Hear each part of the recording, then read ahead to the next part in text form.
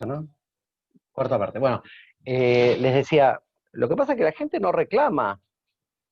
Si todo el mundo pudiese tener acceso real a la norma, entonces la cosa funcionaría mejor. Aparte que las empresas también tendrían que respetar un poquito más lo que es la defensa del consumidor. En Estados Unidos vos comprás cualquier cosa y no te gustó, vas y decís, hola, ¿qué tal? Este coso no me funciona, los tipos te lo devuelven. Bueno, famoso conocido es, y a mí me pasó, yo me compré un iPhone en Estados Unidos y a los 2 años, qué sé yo, era un iPhone 4, estaba recontrabaqueteado, el teléfono no daba para más. Fui a Apple con una cara de, así dije, no funciona. ¿Y qué le pasó? No sé, no funciona. Bueno, a ver, y los tipos hicieron así, lo abrieron y dijo, se quemó, se le mojó. No, no sé, que estaba funcionando y dejó de funcionar. Bueno, y me tuvieron 2 días y a los dos ¿La días, tenía garantía, profe? no, había vencido, pero es tal el volumen de cosas que estos pibes venden que no se van a quemar con un cliente porque está fuera de garantía. Eso. A los 3 días tocó el correo en casa, abrí la puerta así, una cajita, abro la cajita y era un iPhone nuevo. Me mandaron un iPhone nuevo, porque sí, se había quemado la placa. Yo sé por qué se había quemado la placa, porque uno de los mellizos era bebé, bueno, los dos mellizos eran bebés, pero yo tenía el teléfono con una funda de goma para evitar los golpes, y el mellizo se lo puso en la boca como mordillo, y la saliva se metió por las ranuritas y hizo cortocircuito y quemó el teléfono. Profe, pero ¿le mandaron uno nuevo o sea, nuevo del 4 o un modelo más nuevo todavía?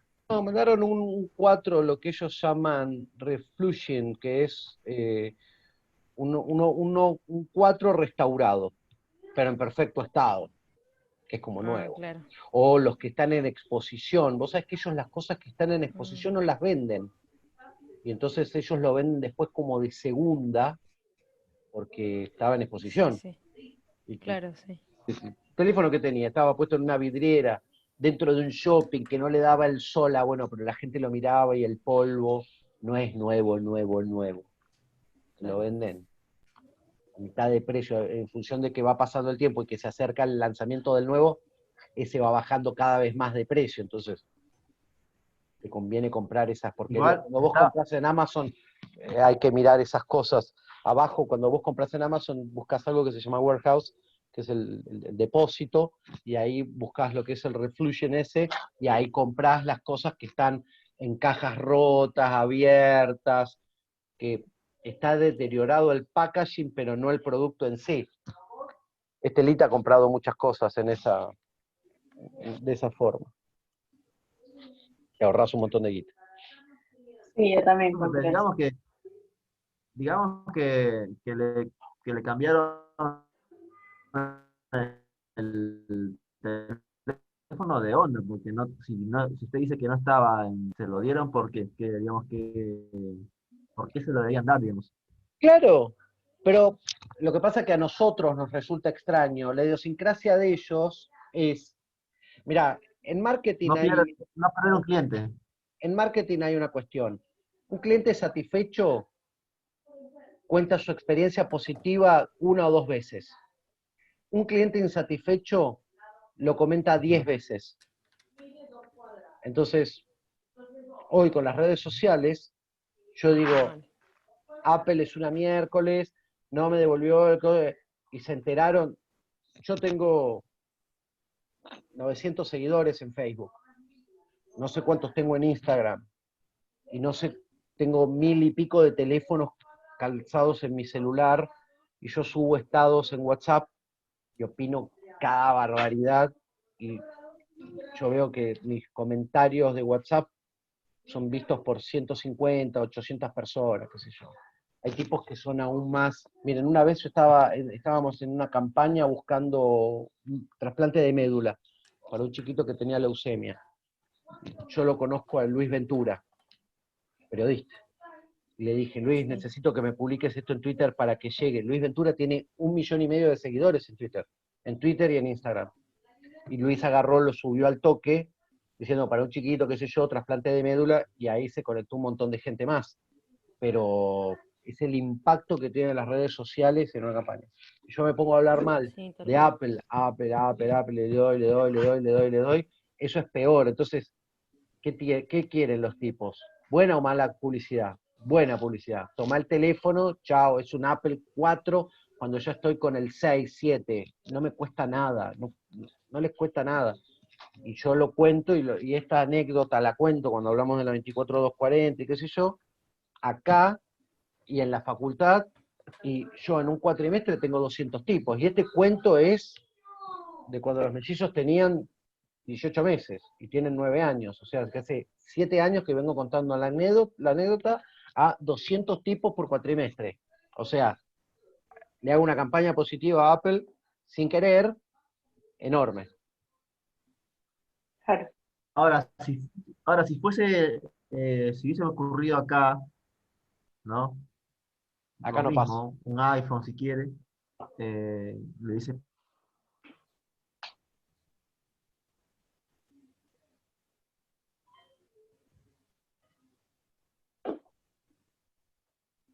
Hola. Nos Ya quedamos fue. mudos. Se quedó en el Machu Picchu. Está Lo perdimos. transmitiendo, Lo perdimos de vuelta. está transmitiendo no, desde... Cerrá la puerta, Mirá. gordo. Igual está conectado. ¿me escucha? Sí, Sí, sí. ¿Me escucha? Sí, Bueno, por ahí listo, ya está. habla, sí, qué sí, sé sí. yo.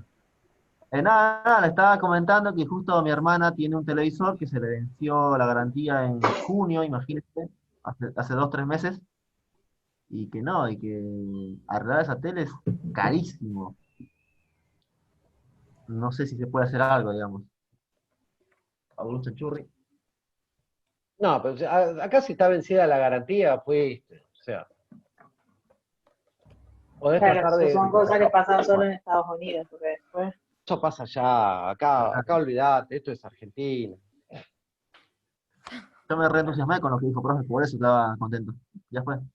Acá lo que podés hacer es tratar de pasar el daño, pero no te lo voy a decir ahora porque se está grabando la clase y es fraude a la ley. Pero bueno, después en otro momento hablamos. Sigamos con... Ya lo conozco.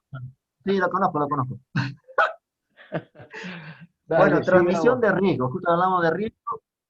Transmisión de riesgo. El riesgo se transmitirá al comprador cuando éste se haga cargo de las mercaderías o si no lo hace a su debido tiempo desde que las mercaderías se pongan a su disposición. Si el contrato versa sobre mercaderías aún sin identificar, no se considerará que se ha puesto a su disposición. Cuando el contrato implique el transporte de mercaderías que el vendedor no esté obligado a entregarlas en algún lugar determinado, el riesgo se transmitirá al comprador, en el momento en que las mercaderías se pongan en el poder del primer porteador o que las traslade al comprador. Sin embargo, el riesgo no se transmitirá hasta que las mercaderías estén claramente identificadas. El riesgo respecto de las mercaderías vendidas en tránsito se transmitirá al comprador desde el momento de la celebración del contrato.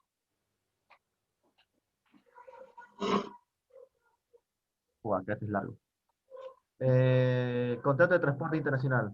En el contrato de transporte es mínimo el margen que queda librado a la autonomía de la voluntad. Resulta muy difícil lograr un derecho único y adecuado, ya que en el contrato de transporte internacional pone en contacto las legislaciones nacionales de cada uno de los estados por cuyo territorio se efectúa.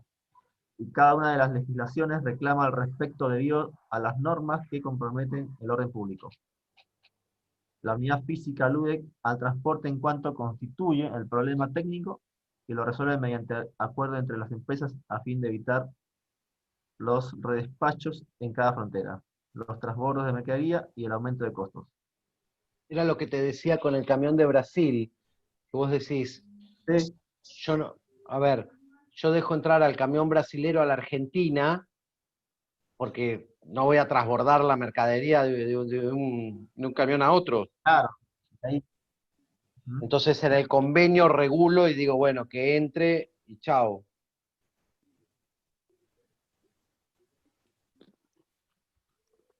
Claro. Bueno, acá, bueno, seguimos hablando de contrato de seguro. Jurisdicción competente. Las partes pueden prorrogar la jurisdicción. A falta de prórroga válida, hay que atenerse al 215 y 216 del Código Civil. Juez del lugar de cumplimiento del contrato. Tratado de Montevideo de 1889. Los competentes, Son competentes. no, acá está mal. Bueno, los jueces del domicilio de las sociedades de seguros y sus sucursales. Ahora, Tratado de Montevideo de 1440. Seguros terrestres. El, el juez del lugar de situación de los bienes al momento de la celebración del contrato o de domicilio de la sociedad. Seguro de vida, juez de domicilio de la sociedad. Seguro marítimo y aéreo, domicilio de la sociedad. No más.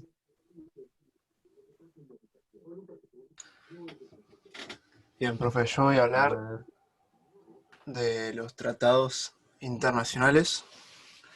Primero voy a definir qué es un tratado. ¿Recuerdo? Ah, perdón, vas tú, ¿no? Sí, sí, sí.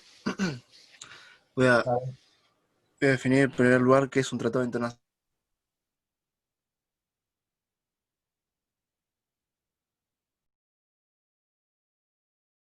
Te muteaste, Facu. Ahora sí, ahora sí. No, me pasa que creo que el profe me había muteado. No. Está muteado sí, encima el sí. profe. Sí, todos muteados. Yo también me muteé. Bueno, la definición de un tratado internacional es un término que designa los acuerdos jurídicos entre diferentes estados o entre un estado y un organismo internacional. Estos acuerdos establecen compromisos de parte y parte que en un principio facilitan las relaciones bilaterales entre naciones, sea a nivel económico, político, cultural o científico. Los tratados internacionales se rigen por normativas jurídicas del derecho internacional. Normalmente se hacen por escrito, aunque pueden hacerse verbalmente. Aquellos tratados que se establecen por escrito son controlados por la Convención de Viena. Las condiciones para que se efectúe un contrato son que es necesario que los participantes cumplan con un conjunto de condiciones entre las que se puedan señalar la capacidad jurídica.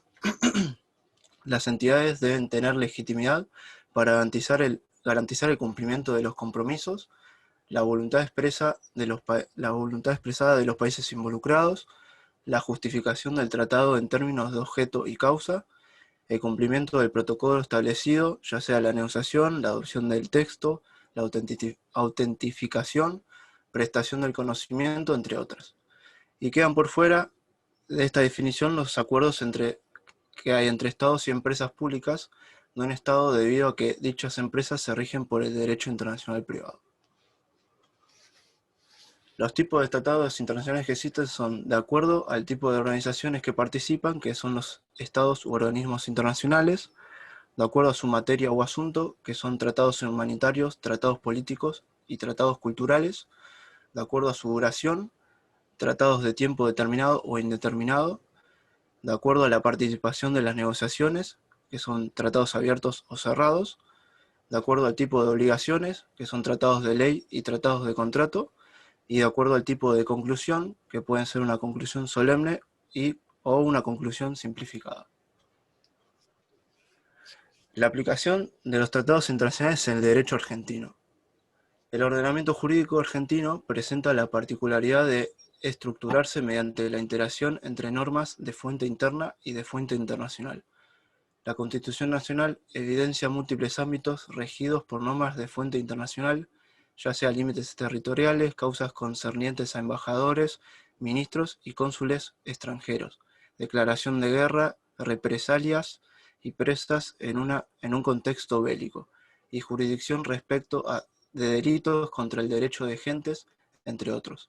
Asimismo, el texto constitucional regula la aplicabilidad de los tratados internacionales en Argentina, lo cual implica que las materias por ellos abarcadas se integran plenamente con el resto de las normas que componen nuestro ordenamiento jurídico.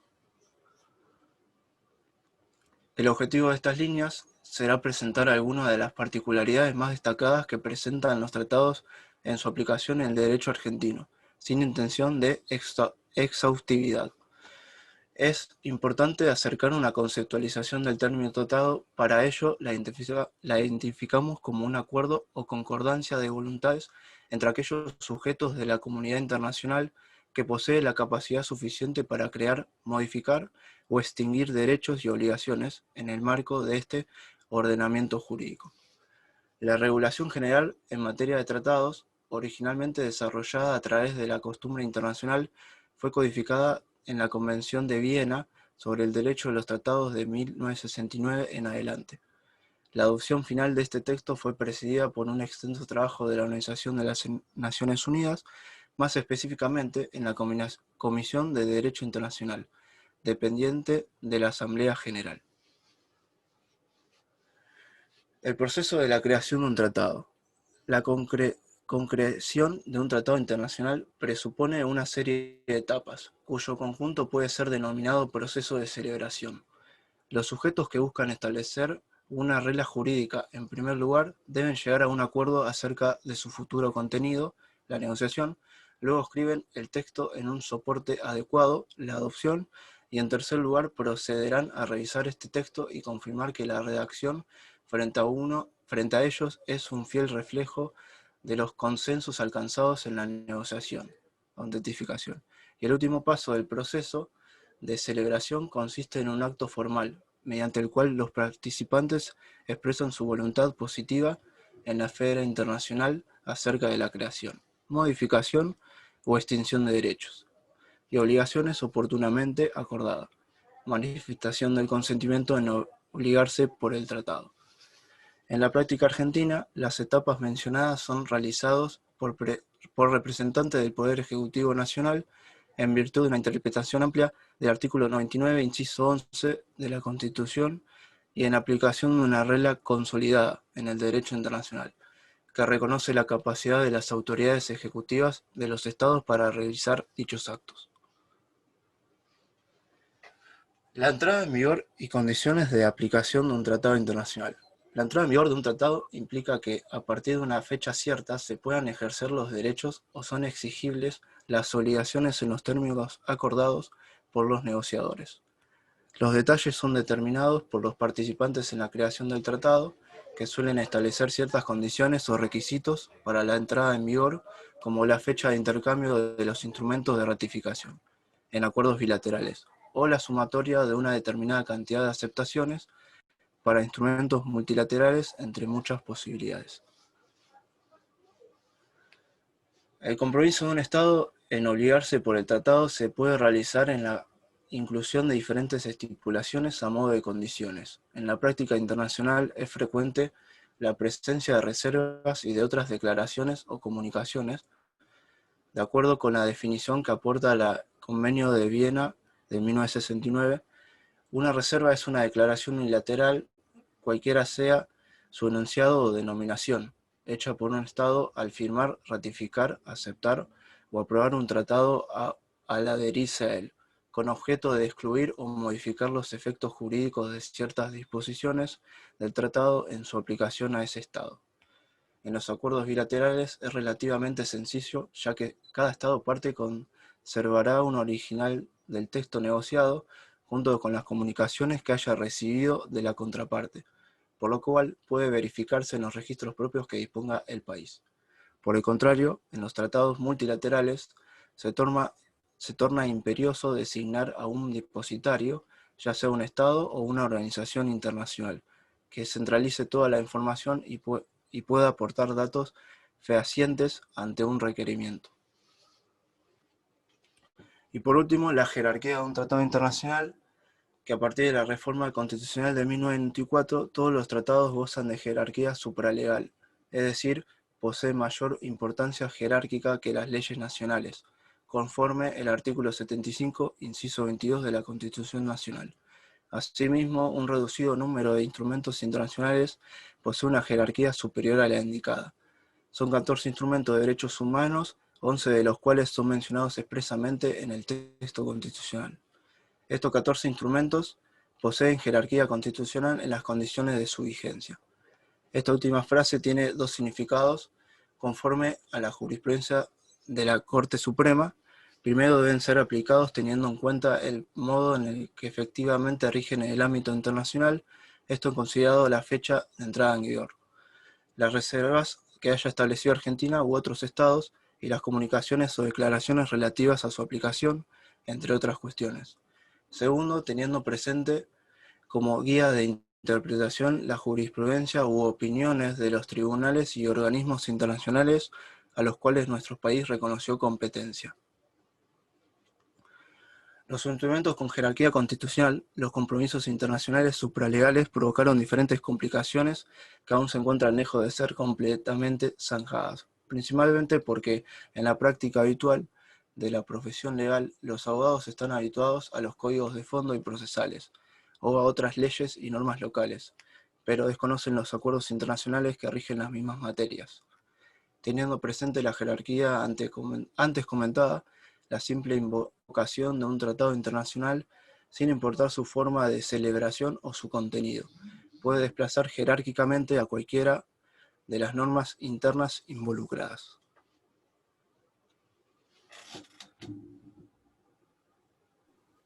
Ahí va. Bueno, voy yo. Voy a hablar del Tratado de Montevideo.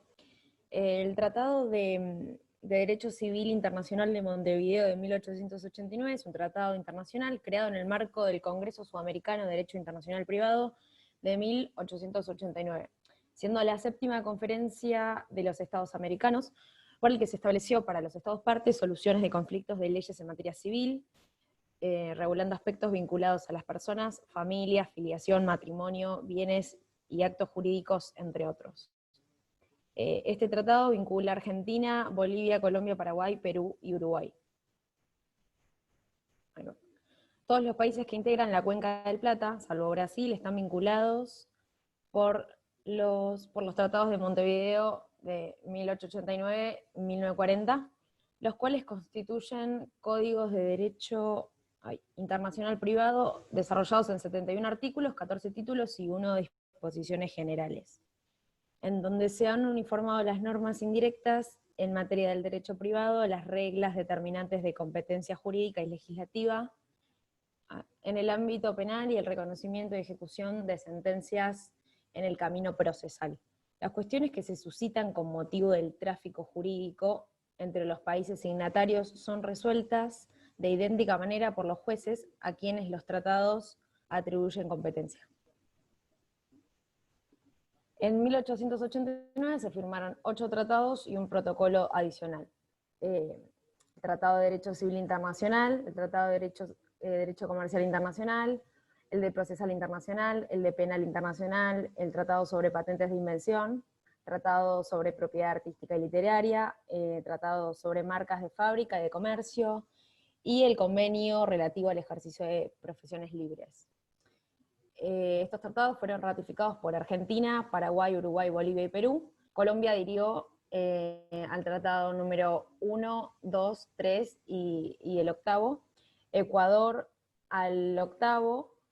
Alemania, Austria, Bélgica, España, Francia, Hungría e Italia adhirieron al 6º. Profe, eso no lo entendí. ¿Estás muteado, profe?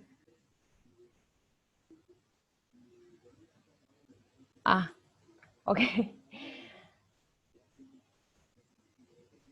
50 años después se reunió el segundo Congreso Sudamericano de Derecho Internacional Privado para la revisación de los tratados, lo que dio como resultado 10